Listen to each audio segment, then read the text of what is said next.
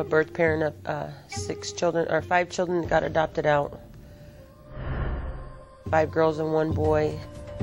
As a result of me getting my kids taken away, I was in a domestic violence situation, using drugs and alcohol.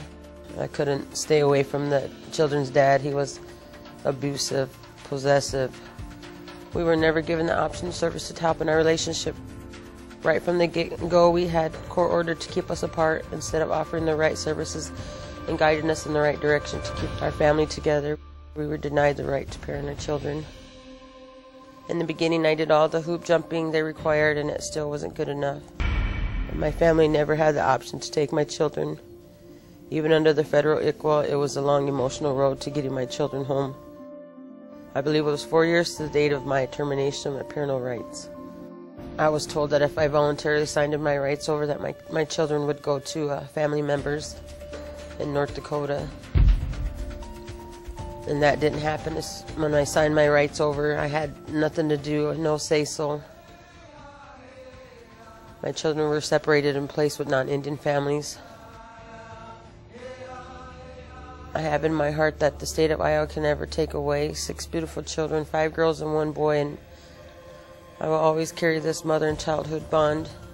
I know they will return someday.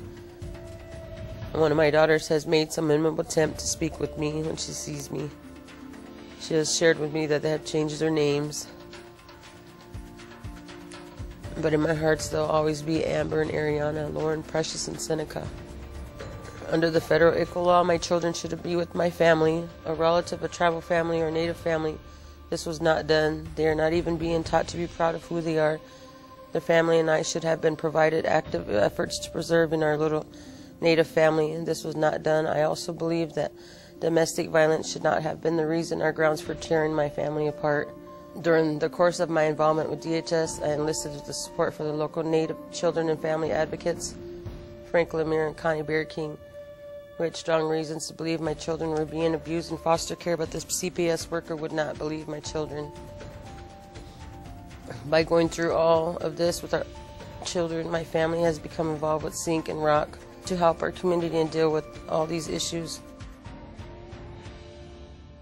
It's hard to deal with it. A lot of it I just want to block out. Sometimes I just want to forget and move on, but it's hard. Every day I miss my children.